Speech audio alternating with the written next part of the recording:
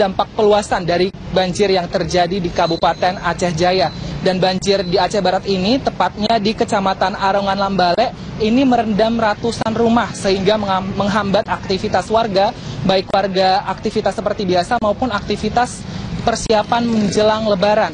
Dan banjir ini sebelumnya terjadi di Kabupaten Aceh Jaya dan menggenangi 5 kecamatan di Aceh Jaya, di antaranya Kecamatan Tenom, Kecamatan Pasir Raya, Kecamatan Darul Hikmah, Kecamatan Krung Sabe, dan Kecamatan Setia Bakti. Banjir ini merupakan hasil luapan dari Sungai Tenom dan Sungai Tangse. Banjir setinggi hingga 1,5 meter ini mengakibatkan ratusan rumah terendam banjir.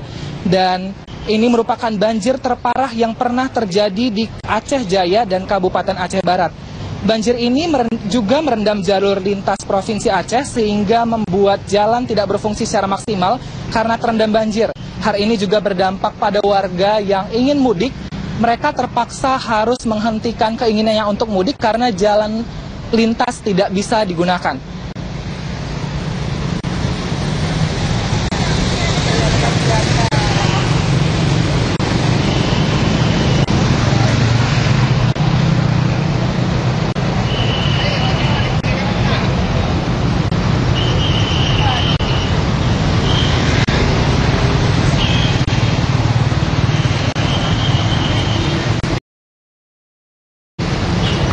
Ya, Wilson, ketika Anda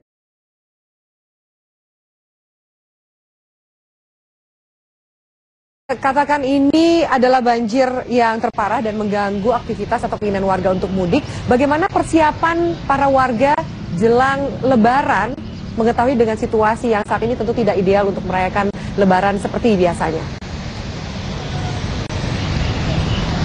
Ya, Afi, warga 6 kecamatan yang terendam banjir terpaksa harus mengurungkan niatnya untuk menyambut persiapan Lebaran nanti. Meskipun Lebaran hingga kini masih belum diketahui akan terjadi esok atau lusa, tapi warga sudah melakukan persiapan dan hingga sekarang meskipun persiapan yang dilakukannya minim. Dan warga dari 6 kecamatan maksud kami ini juga terpaksa tidak mudik karena takut adanya banjir tambahan yang datang. Dan juga takut seketika banjir akan surut sehingga mereka ingin langsung membersihkan ataupun membereskan barang-barang yang ada di rumah mereka. Dan bagi warga yang ingin merayakan Lebaran juga terancam gagal merayakan Lebaran karena rumahnya masih terendam. Dan hingga kini ribuan rumah masih terendam sehingga warga yang ingin melakukan persiapan Lebaran terpaksa harus mengurungkan niatnya.